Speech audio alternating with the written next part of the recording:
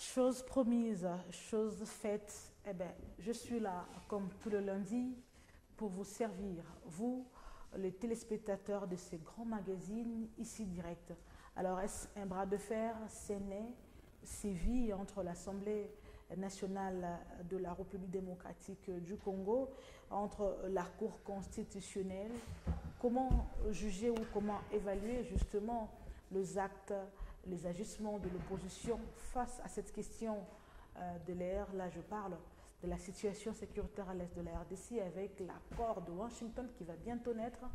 Comment évaluer tout cela? En tout cas, on en parle ce soir et maintenant dans Ici Direct, votre tour informationnel, là-dedans il y a, c'est vrai, il y a de l'information, mais également de la communication, et un tout petit peu, un peu d'être détendu également. Ça se passe ici, dans votre chaîne. Vous nous suivez en Chine, en France, nous émettons depuis Lubumbashi, dans le Haut-Katanga, et bien nous sommes en République démocratique du Congo. Ce soir, nous recevons pour vous, sur ces plateaux, Thierry Imukelekele, de retour.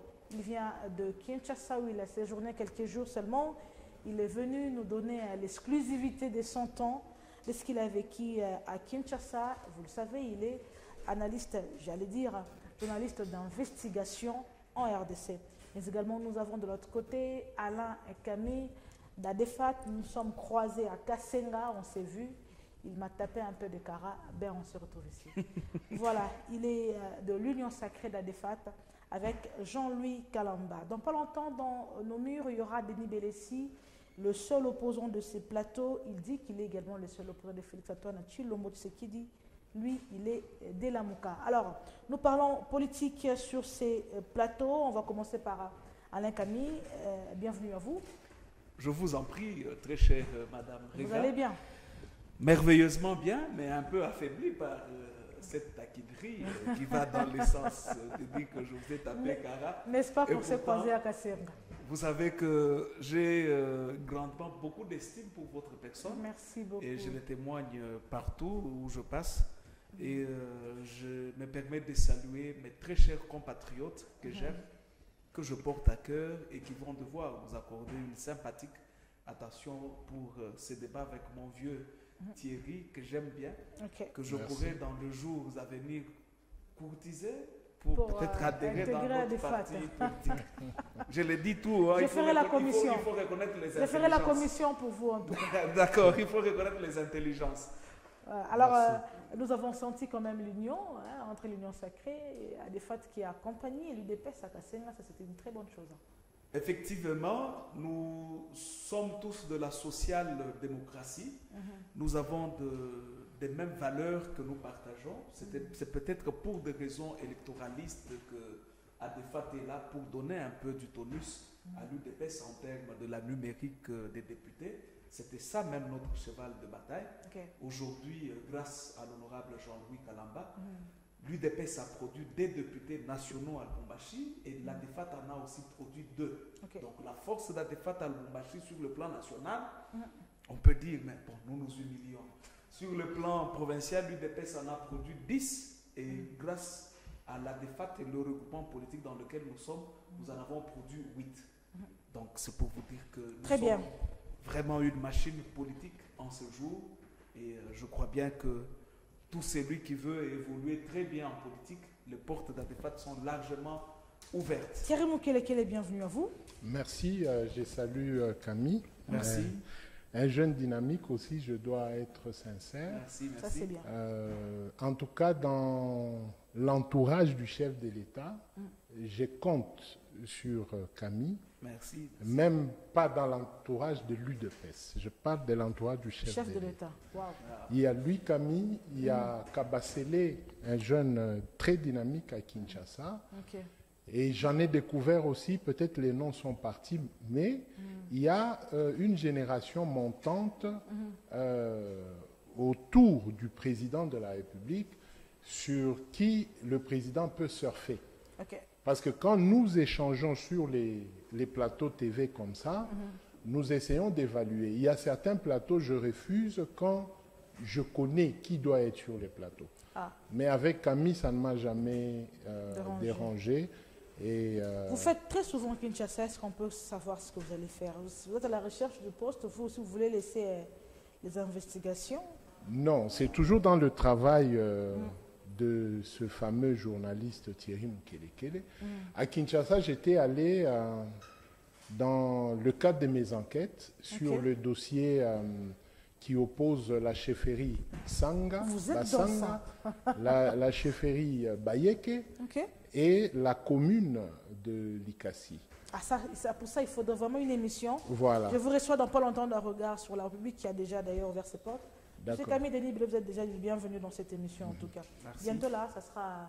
Mais je voulais, si tu permets, quelque chose que nous avons eu à partir de Kinshasa, c'est au sujet de la situation du courant ici à Lubumbashi. Je suis tombé sur des éléments, mais nous devons vérifier avec vous, de la presse locale, auprès de l'honorable Benatar Kiloufia, qui serait sur le même dossier, sur l'histoire de la lumière dans la ville de Lubumbashi. Et comme il y a Patrick Kafwimbi, qui est déjà bien coté au niveau de Kinshasa, parce qu'avec des collègues journalistes de Kinshasa, Pius Romain Roland en a parlé. Moi, je n'ai pas encore côtoyé Patrick Kafwimbi, mais déjà, nous voulons pousser Patrick Kafwimbi à vérifier bien l'histoire de la lumière dans la ville.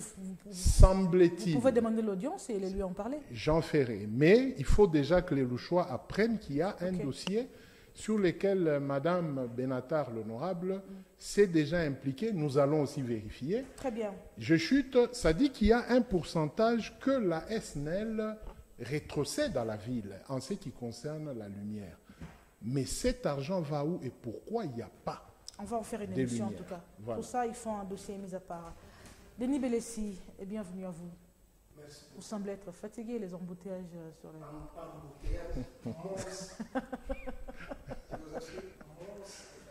Espérons que ce n'est pas Camille. Parce que toi... il a un problème sérieux. Lequel? Son robinet, l'eau ne coule pas. Il retient avec sa petite comédie. Vraiment, le social est par terre sur tous les plans. Très chers téléspectateurs, on va rentrer dans le sujet. Tous les invités, j'allais dire, sont là. Alors, je commence par Alain Camille. Étant politique, étant également de l'Union sacrée, quand vous observez cette guerre sur le dossier Matata Mponyo entre la Cour constitutionnelle et l'Assemblée provinciale, vous-même vous dites en tant que politique, quelle lecture est-ce que vous faites? La toute première lecture, c'est dans l'Union sacrée ça se passe, hein? Je me dis que c'est une vitalité démocratique qui fait surface. Il est aussi question d'un exercice scientifique qui va permettre que surtout il y a un peu de politique dedans, surtout la frange majoritairement et socialement très importante que je veux toujours appeler la jeunesse puisse comprendre les faits. Parce que je veux aujourd'hui être un peu trop pédagogique dans mes dires.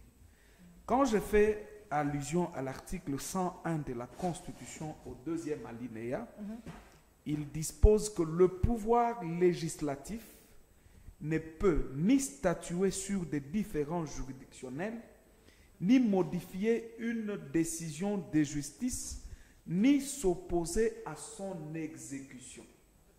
Et là, c'est la Constitution. Tous devant la Constitution, nous devons nous incliner. La même Constitution, au niveau de l'article 107, qu'évoque le président de l'Assemblée nationale, Vital Kamerhe, dispose, dispose ceci. Pardon, s'il vous plaît, 2 secondes. L'article 107, j'y suis, je pense. Aucun parlementaire ne peut être poursuivi, recherché, arrêté, détenu ou jugé en raison des opinions ou votes émis par lui dans l'exercice de ses fonctions. Justement. Aucun parlementaire ne peut, en cours de session, être poursuivi ou arrêté, sauf en cas de flagrant délit. qu'avec l'autorisation de l'Assemblée nationale ou du Sénat selon le cas.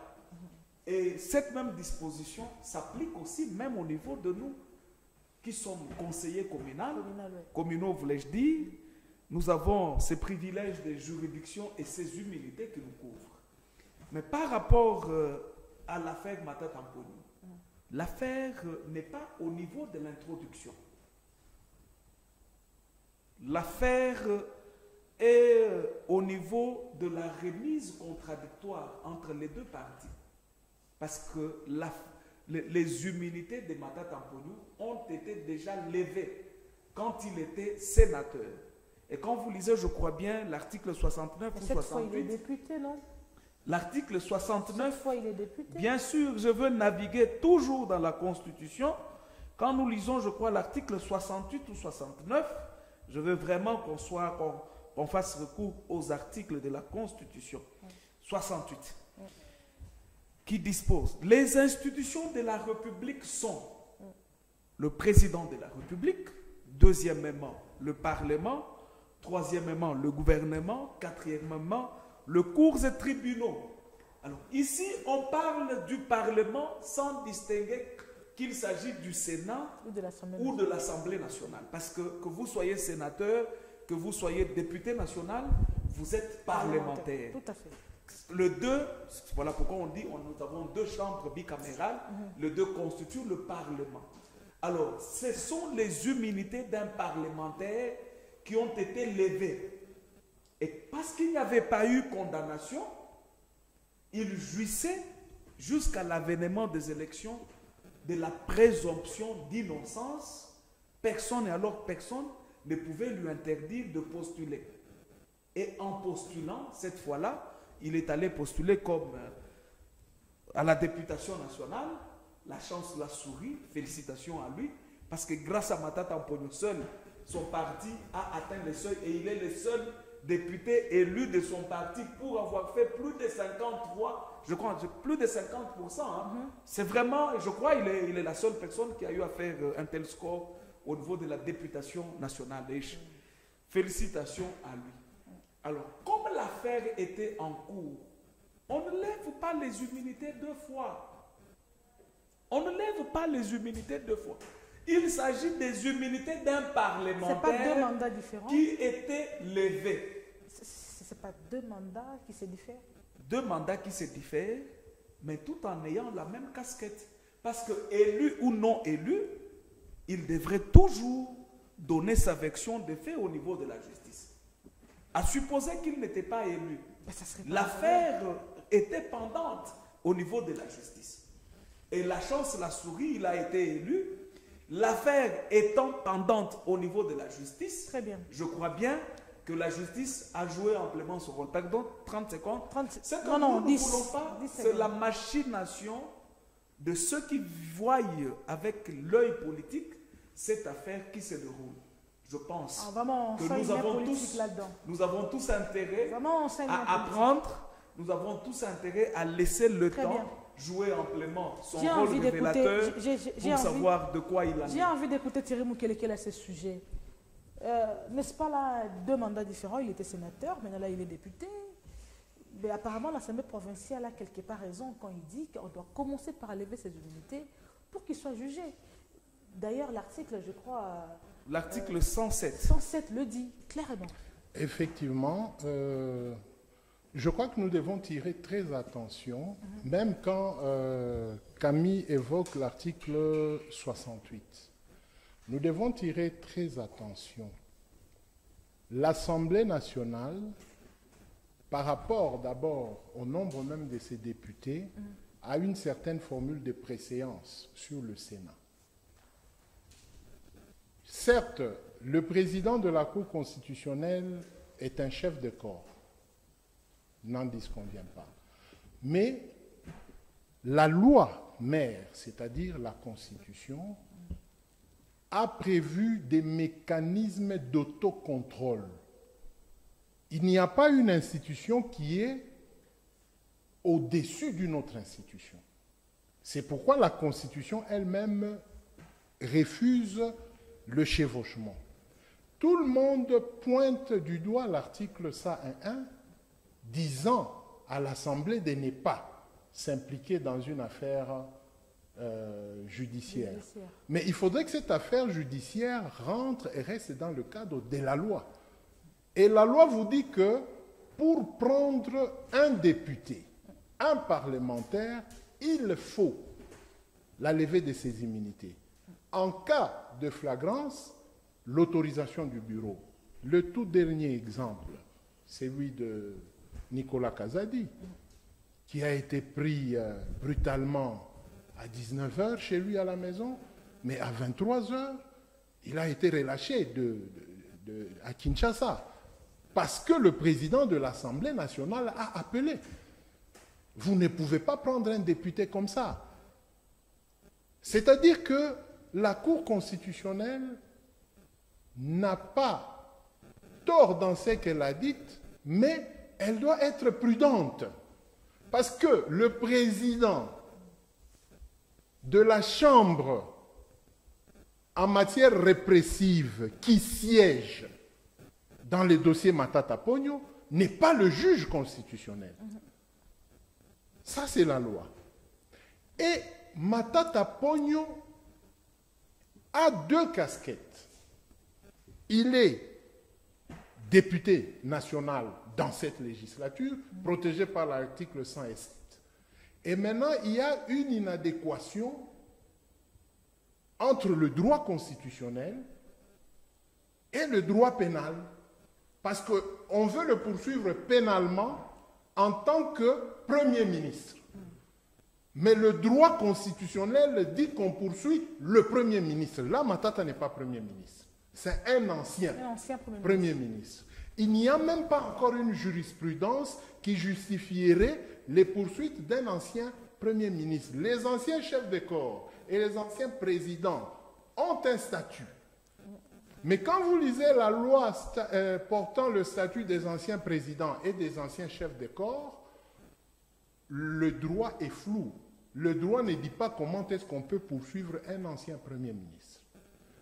J'ai aimé la réponse du président Kamere et son élégance.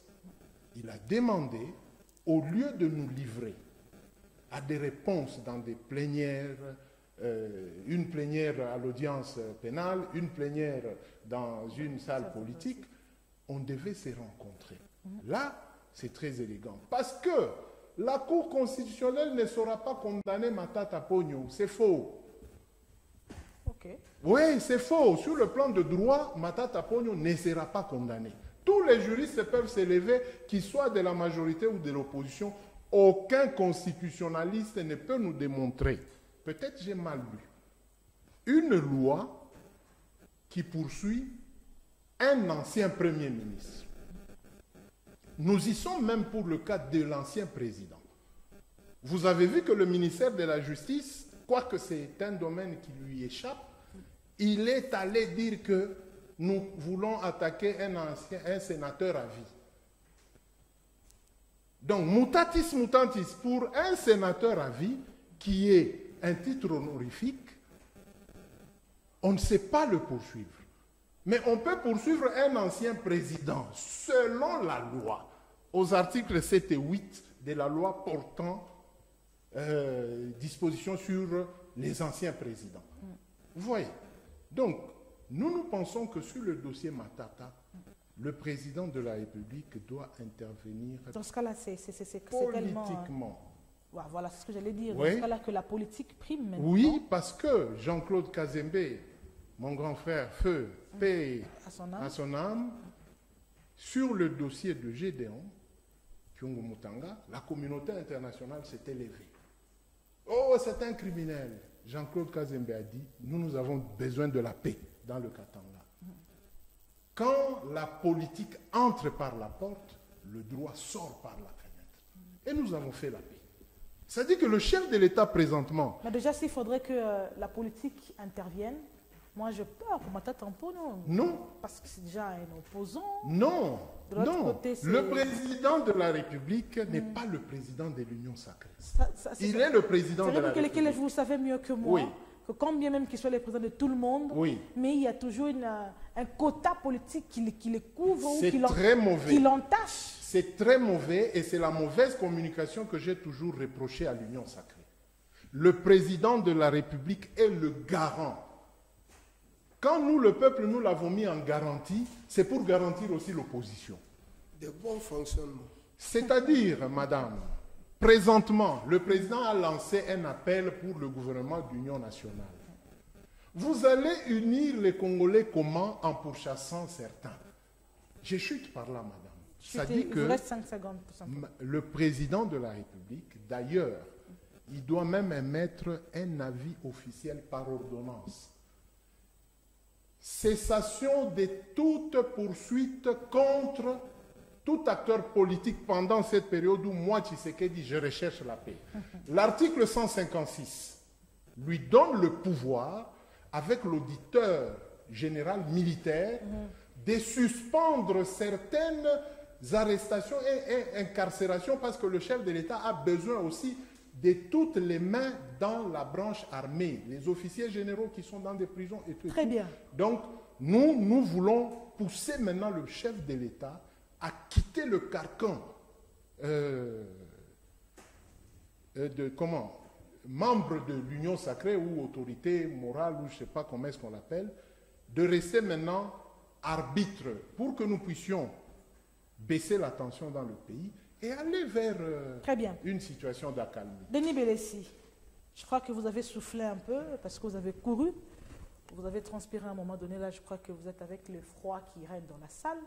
Vous êtes maintenant tranquille. L'affaire Matata Mpogno entre la Cour constitutionnelle et les parlements, vous pensez qu'il y a une main politique, quand bien que Thierry Mukeleke appelle justement que cette main politique soit démise? Oui, les questions de droit ont les réponses dans les sources des droits. Vous cherchez dans les jurisprudences, vous cherchez dans les règles, vous cherchez dans les traités internationaux, donc vous cherchez dans les sources de droit, coutumes, ainsi de suite. La question de Matata, je venais de suivre Alain ici, et dit les immunités qu'on avait levées là, ont déjà été levées, oui. A été déjà levées. Mais comment il avait postulé?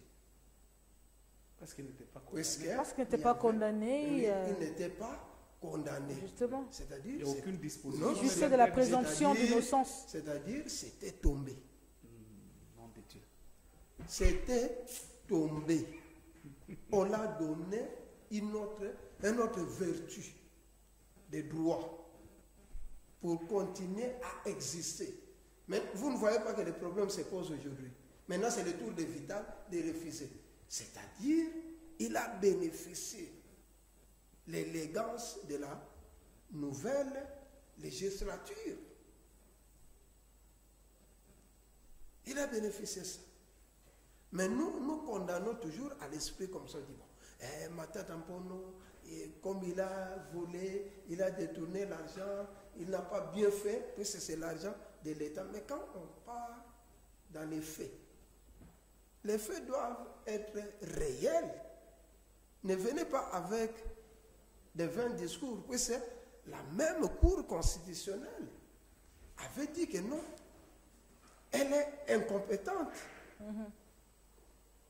Comment la même Cour, puisque la décision de la Cour n'a jamais été attaquable, vous revenez encore avec les mêmes problèmes? Là, on dit, justement, c'est là où on dit qu'il y a déjà une main politique. Oui, il y a l'acharnement dans cette histoire. Pourtant, Thierry Mukeleke demande au chef de l'État que la politique maintenant agisse. Apparemment, il y a déjà la politique là-dedans. Oui, et non seulement la politique, l'humanisme aussi. Oh. L'humanisme aussi, partout dans le monde. Vous voyez les gens qui détournent des millions ici, 200 millions, tout ça. Pourquoi ça énerve? Puisqu'on ne voit aucune trace de bienfait de ces gens-là. Pourquoi aujourd'hui, Matata, si on cite son nom, on dit non, n'arrêtez pas Matata. Puisqu'on voit quand même les réalisations. Partout dans le monde, si vous détournez l'argent, la première question qu'on pose, qu'avez-vous fait avec cet argent? Si on voit ça ne s'appelle pas détournement, même si on...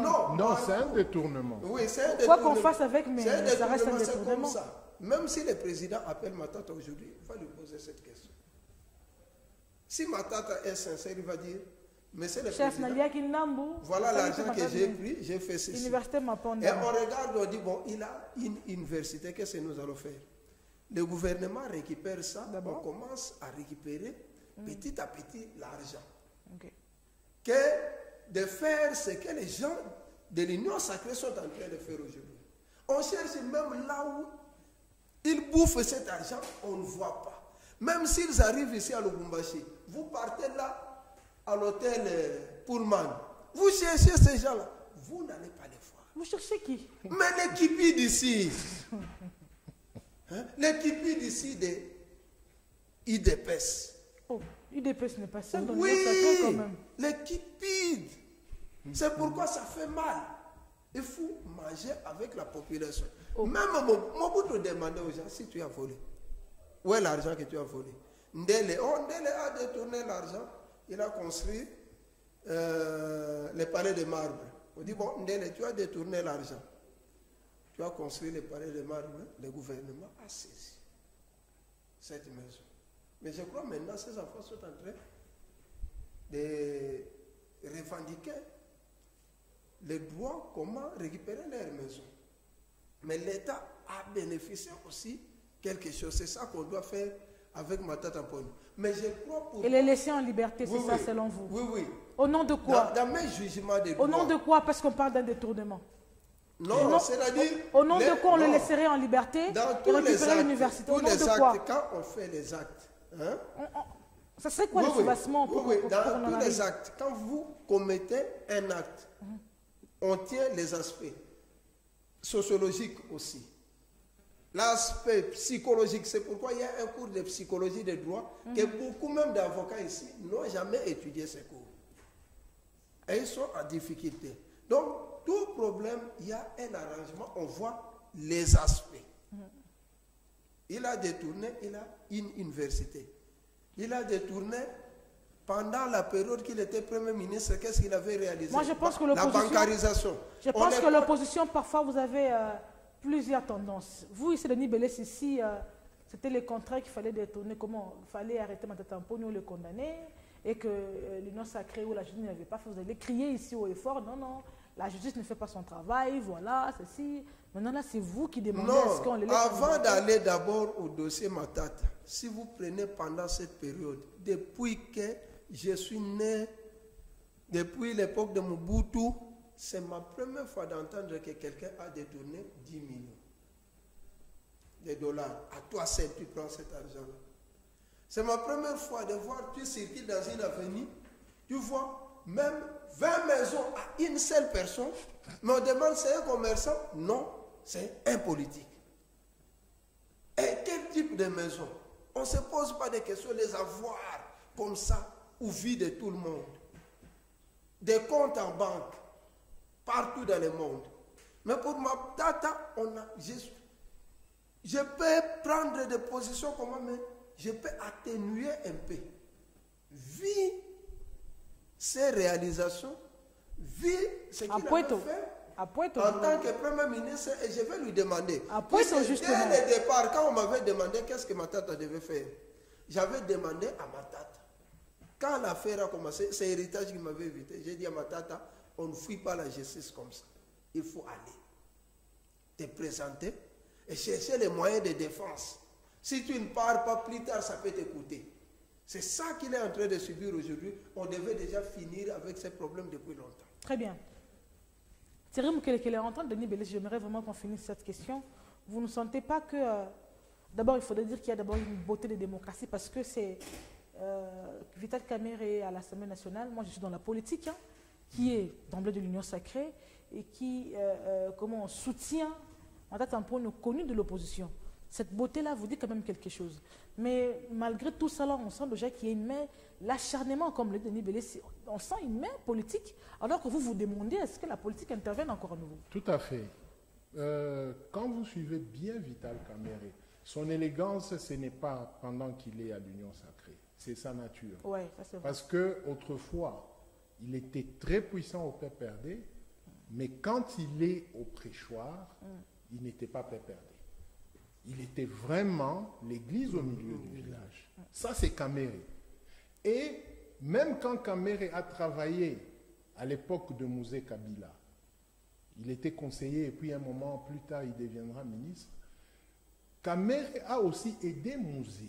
Même dans la composition de l'espace où Kamere se retrouve, peut-être aujourd'hui il y a beaucoup de changements. Mais le Kamere que moi j'ai connu parce qu'il a travaillé avec mon grand frère, paix à son âme, Kabea Chiswaka Bello, qui était son conseiller. Vous voyez d'abord, je ne dirais pas toute la République, vous voyez la différence des membres qui l'entourent, qui ne sont pas ressortissants d'eux. Non, c'est la République. Ça d'abord, c'est dans sa pensée. Peut-être c'est l'effet d'avoir vécu dans plusieurs endroits en République démocratique du Congo et...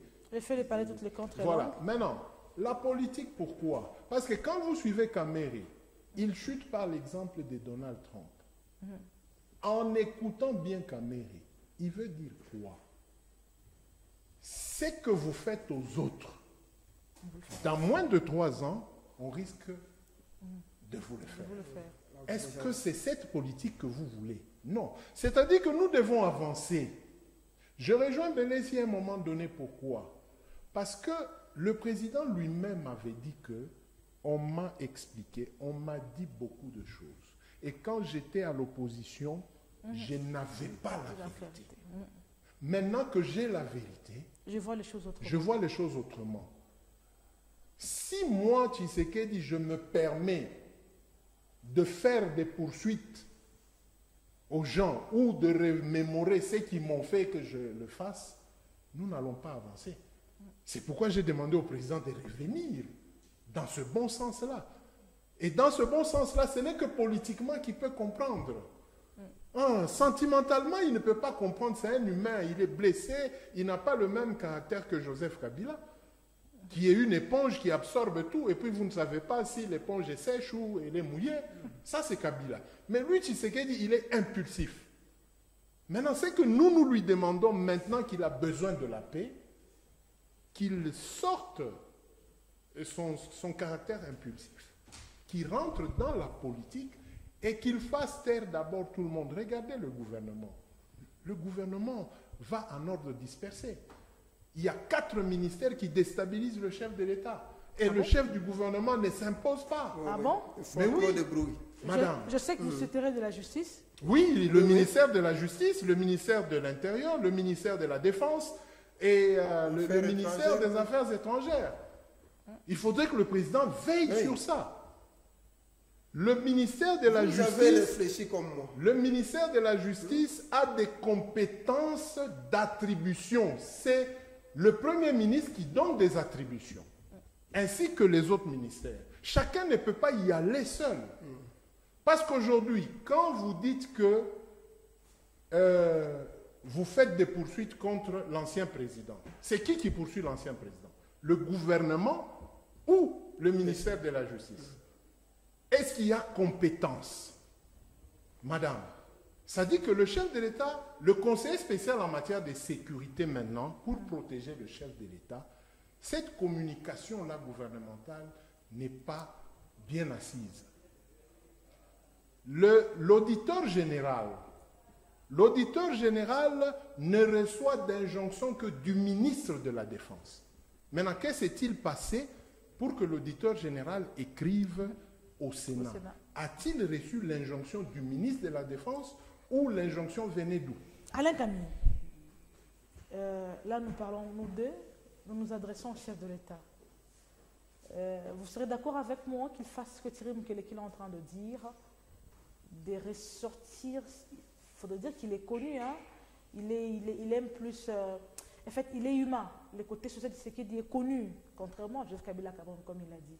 Vous serez d'accord avec moi que sur l'affaire Matata-Mponyo, qu'il ressort ce côté humain, mettre en berne un tout petit peu la justice et puis la faire assembler au nom de la paix. Parce que nous sommes dans un gouvernement d'union nationale. Vous serez d'accord avec moi? C'est un interrogatoire, genre oui ou non, honnêtement, à un politicien, il faut être souple. Un politicien, c'est pas un oui ou non. Le oui ou non, là, non. Mais je veux un peu réagir. J'ai suivi tout le monde parler. J'aimerais qu'on soit d'abord conscient, qu'on se mette d'accord que c'est à tort qu'on parle de poursuite. Actuellement, nous ne sommes plus dans la phase de poursuite d'un élu. Cette phase est révolue. Elle est passée. Je vous ai dit que nous étions au niveau de la remise contradictoire de partis. C'est à ce stade-là que ce procès se retrouve.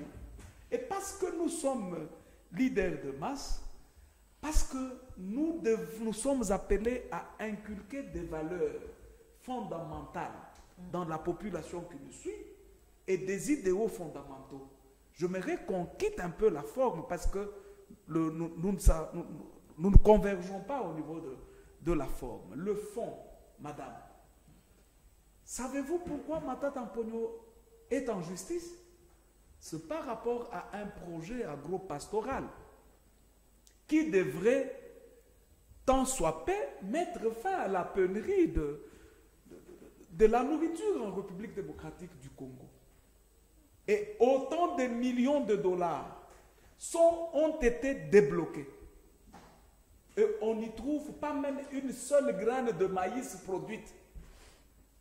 Devons-nous faire table rase devant des incohérences dans le développement comme ça? Parce qu'il s'agit d'un Matata Ampogno qui a pris l'argent de l'État et qui a construit une université pour des intérêts personnels, des intérêts égoïstes, des intérêts sordides, des mesquins. Du coup, vous n'êtes pas d'accord avec moi? J'aimerais de me poser la question à mon vieux Bélès qui dit non, lui a détourné, il a investi au pays. Mais écoutez, l'argent que cette université produit va dans le poche de qui? Ou dans quel compte bancaire? C'est ce qu'il a dit. Est-ce du trésor public? C'est ce qu'il a dit, que le gouvernement récupère carrément. Que l'État récupère. On peut arriver au stade de la récupération si les faits sont établis. Ici, nous sommes à la recherche des faits, savoir quoi s'est passé réellement. Ça risque d'être une source de jurisprudence. Demain, et une source de droit, une jurisprudence.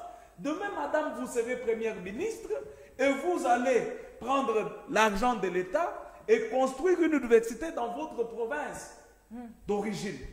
Et quand, je ne sais laquelle... Il n'y en a pas vraiment. Il faut construire là-bas en tout cas. Et nous allons nous dire, nous avons le cas Matata Ampogno qui va nous servir de jurisprudence. Quand on détourne l'argent de l'État et qu'on construit dans sa province, là, il faut se taire, il faut voir l'aspect sociologique, il faut voir l'aspect. J'arrive au niveau de la paix. Nous sommes sur le rail d'un gouvernement. J'arrive au niveau de la paix. Je vous ai donné déjà une idée. Parce que vous avez dit qu'il a vraiment été élu. J'ai dit que Ndele a construit. Permettez que je finisse. On parle, j'ai entendu dans les dires de mes co-débatteurs, ils ont aussi fait allusion aux sénateurs à vie. Mais écoutez, nous ne devons pas, même la Bible dit que la justice élève une nation. Tout n'est pas permis à un sénateur à vie. Tout n'est pas permis, même au président de la République, que j'ai toujours soutenu. Tout ne lui est pas permis. Par exemple, vous avez un président de la République qui manifeste un comportement qui brise des bonnes mœurs. J'exemplarise. Un président de la République qui se masturbe et qui prend ses vidéos, il envoie. Parce qu'il est président, devons-nous le soutenir et dire non, monsieur, tu as été élu et tu continues à être président? Non. Même le président en exercice a des limites. Il a des réserves. Il ne peut pas s'arroger le droit d'interrompre la vie humaine à un seul Congolais. Vous étiez en train de dire... Permettez, un seul Congolais. Mais qui est celui-là qu'on nous a présenté par la justice? Parce que eux, vous et nous n'avons pas suffisamment d'informations secrètes par rapport à la gestion sécuritaire de la nation. C'est ce que je disais. Mais le canal officiel nous dit que... Vous avez permettez, s'il vous plaît, c'est important. Le canal officiel du gouvernement nous dit que le gouvernement, la justice congolaise, détient un maximum de preuves irréfutables, un maximum de preuves péremptoires que le sénateur à vie est impliqué dans les tueries qui se passent à l'Est. Maman, il s'agit de nos frères, il s'agit de la vie humaine.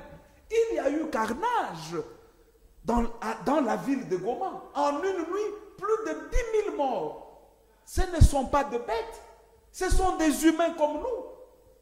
Et on ne peut pas, au nom du statut d'un ancien président, au nom du statut d'un sénateur à vie, et dire, écoutez, pour des raisons de paix, nous devons peut-être, j'ai toujours dit, le deuil est banal chez le voisin. Le deuil est banal chez le voisin. Quand un ami perd un père, vous ne savez pas peut-être vous mettre dans sa peau pour connaître c'est quoi la souffrance.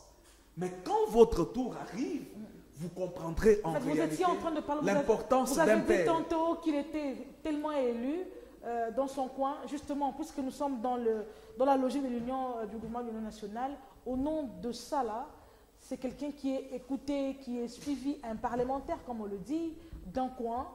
Si rejoindre Thierry Moukelekidemi Belessi, récupérer quand même au cas où les faits... Je le dis ce matin. Récupérer l'université pour le laisser... à quiconque... Et pour le nommer encore Premier ministre si possible. À quiconque possède même une petite parcelle du pouvoir. Peu importe son niveau, il doit savoir que le denier public, que l'argent de l'État n'est pas une plantation lui léguée par ses grands-parents pour en faire ce qu'il veut. Très bien. Nous devons du respect absolu et strict à ce qui concerne l'État. Et c'est ça mon idée, c'est ça mon école politique. Très bien. Et je même dis que tous ces détourneurs, parce qu'on parle de millions, madame, $1 million, si on vous le donnait, vous pouvez consommer $100 par jour et faire 27 ans et demi. Donc, on prend votre âge là, on ajoute 27 ans et demi et chaque jour, vous consommez $100. Très bien. Et si vous consommez $50, vous ferez 55 ans pour que $1 million finisse. Très bien. Alors, aujourd'hui, pardon, c'est important, c'est 30 secondes. Aujourd'hui, on parle du régime de Tshisekedi où il y a des détourneurs. Mais oublions que Luzolo Bambi, l'ancien conseiller juridique du sénateur à vie, a eu à faire une déclaration saisissante disant que la République perdait plus de 17 milliards de dollars l'an. Très bien. Donc, le détournement ont existé et ça passait en sourdine. Permettez-moi de continuer à défendre par le vraiment là. Bon, j'étais très calme. Denis Belessi. Je vais reprendre parole. Denis Belessi, en tout cas, il nous reste moins de 10 minutes. Mais on ne sait pas se séparer sans que je vous pose cette question. Par rapport à la crise à l'Est, la situation sécuritaire à l'Est, comment vous-même, vous là opposant, comment vous évaluez vos gestes, vos agissements par rapport à ce qui arrive aujourd'hui? Le rôle même de l'opposition dans cette affaire-là est quoi? Vous vous évaluez vous-même comment? Moi, j'ai dit d'abord, c'est la haute trahison du gouvernement en place. Hein? Oui, oui. Les rebelles de M23 avaient fait 14 mois à Kinshasa, logés avec les frères de l'État congolais. 14 mois. Les rebelles là étaient à Ouganda. Je vous parle du présent maintenant. Oui, oui, je réponds. Par rapport à Washington, ils arrivent à Bunagana. Oui. Attaquer ces gens. Ils n'ont pas attaqué. Ils arrivent en cercle Goma. On dit attaquer ces gens. Oh, nous avons peur, sinon la population va mourir. Et la finalité, c'était quoi? C'est une bonne raison. Nous les avons expliqué. On a dit quand on fait la guerre, on va perdre les humains et les biens. Mais il faut gagner. Puisqu'on gagne la guerre par la victoire. Les rebelles quittent là-bas, arrivent à Bukavu. Ils récupèrent la ville calmement. Donc partout où les rebelles passaient, il n'y avait que le refus de tirer. Donc une armée non défensive, non offensive. Donc une armée passoire. Et l'armée est allée, le gouvernement. Vous avez des aujourd'hui, on ne parle plus. Vous savez qu'à l'est du Congo, non, j'ai parlé. À l'est du Congo, le gouvernement a fabriqué ces jeunes gens qui n'étaient même pas formés à l'armée, qui ont pris seulement les armes et commencent à tirer comme ça. Aujourd'hui, on ne parle plus de l'armée, on parle de qui? De Ouazalendo. Là, vous allez dire que vous sécurisez les pays. Maintenant, c'est les Ouazalendo qui sont en train de sécuriser les pays. Où est-ce que ces gens-là avaient appris d'abord de tirer les armes sophistiquées? Quelqu'un qui n'a jamais été dans une académie, qui n'a jamais été dans une formation militaire. Ah ben le patriotisme a fait et puis voilà. Non, le patriotisme, non, il devait être derrière notre armée. L'armée, aujourd'hui, on ne parle plus de l'armée. Si on dit, oh non, les Ouazalendo sont arrivés là-bas, ils ont récupéré les villages. Donc l'armée ne récupère. Donc c'est comme ça que vous vous évaluez, vous, l'État opposant. Voilà. Par rapport à l'Est. La petite opposition l'échec revancharde non, que nous avons. si Fayoulou était au pouvoir. Arrêtez de réfléchir, monsieur. Non, quand tu parlais, j'étais tranquille. Allez-y. Finissez. Si Fayoulou était au pouvoir dans des situations pareilles, j'allais demander à Fayoulou de démissionner. Puis ça sera la honte de décider. Thierry Boukele, comment vous évaluez les agissements tel qu'il est là, ces agissements tels qu'il est au plateau là, comment vous évaluez par rapport à la situation sécuritaire à l'est de la RDC? Madame, je vais faire d'un bond deux coups. Allez-y vite parce que nous finissons déjà. Camille doit savoir que le droit pénal est très strict. Le droit pénal est très strict. Je demande, je réitère au président de la République de suspendre tout ce qui se passe. Parce que si le sénateur à vie adhère à leur logique, c'est-à-dire que le sénateur accepte de revenir pour comparaître, sur le plan de la sécurité, je ne sais pas comment est-ce qu'ils vont organiser ce procès. Donc il ne faudrait pas qu'on entre dans ce jeu-là. C'est très dangereux. Et si le sénateur à vie passe devant le juge, c'est le juge constitutionnel. Ce n'est pas un auditeur général qui peut juger un ancien président. Donc, je ferme la parenthèse. Si nous allons à l'Est, l'attitude de l'opposition sera bénéfique si le président rentre dans ma logique. Il n'a qu'à atténuer la tension et tous les Congolais vont l'appuyer. Mais il vous appelle dans un gouvernement, vous refusez. Madame. Cette tête-là de l'opposition ne veut pas y aller. Qu'est-ce que voulez-vous qu'il fasse à la fin? Comment va-t-il nommer Nanga qui est déjà condamné à mort? Non mais face à ça quand même. Non, madame, restons logiques. Nanga dit que ça va, je vais participer au gouvernement d'Union nationale pour faire la paix. Maintenant, comment est-ce que le président va le nommer parce que Nanga est condamné? C'est pourquoi je vous dis qu'il faudrait qu'il commence La politique va encore primer. C'est pourquoi je vous ai dit que pour apaiser tout le monde, que le chef de l'État applique l'article 87. Ça lui donne beaucoup de pouvoir. De faire revenir les John Numbi, les Kikaya, les Kabangé, tous les Félix là, tout le monde rentre à la maison. Et maintenant nous allons à la table. Il a des érudits comme les Kamere et les Bahati. Kabila a des érudits comme les Minakou, les Chadari, les Bochab et consorts, les Mendes de ce côté et les autres. On va discuter. Et on verra maintenant comment apaiser. Il faut dire aussi que les Martin Fayoulou ont des Bélessis. Mais oui, c'est ce que je dis. Alors, un profil de perspective est logé. Madame, vous avez touché sa fibre sensible. Madame, ça dit que présentement, comme on a dit à Doha, de ne plus parler en mal du M23, le président doit dire qu'on ne doit plus parler en mal de tout politique congolais parce que nous avons besoin de la paix et de la réconciliation. Seule la réconciliation peut aider le chef de l'État à bien signer le contrat des États-Unis. Que tous les enfants reviennent à la maison au nom de la paix, on finit par là. Je crois que nous devons quitter l'impunité. Le pays n'a pas beaucoup avancé justement parce que nous voulons être dans l'impunité. Chacun doit répondre de ses actes. Attention, vous n'avez plus le monopole du pouvoir. La vie humaine est sacrée. Et nous devons tous respecter le droit fondamental de chaque être humain. Dans un État cohérent. Constitutionnellement parlant, en termes de droits et devoirs, nous sommes égaux. Comment pouvons-nous ôter la vie d'un citoyen congolais? Il est seul aujourd'hui. J'aimerais aussi dire, parce qu'il s'agit de l'attitude de l'opposition face à la crise qui se passe dans la partie. Mais la réponse est bien claire. L'opposition vous a dit qu'il ne s'agit pas d'une agression, qu'il ne s'agit pas de viol, qu'il ne s'agit pas de la violation de droits humains, qu'il ne s'agit pas de tuerie, il s'agit d'une expression d'une profonde aspiration d'un peuple. Que voulez-vous dire d'autre? Ça, c'est ce que l'opposition vous a dit.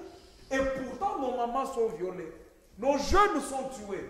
Nos frères et sœurs sont tués. On vous dit qu'il s'agit d'une aspiration profonde. Alain Camille, je vous dis. C'est dégueulasse. Merci, merci également à vous tous, à Thierry Moukelekele et à Denis Belessi, à Alain Camille. Merci surtout à vous, je vous en prie, madame. Très chers téléspectateurs, vous qui êtes toujours au rendez-vous pour nous suivre.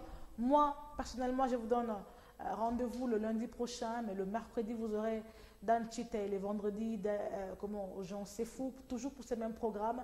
Mais tenez, j'appelle vos invités ici dans Regard sur la République. Là, nous décortiquons un peu plus l'actualité politique. Je vous retrouve lundi avec le même plaisir. Ciao, ciao.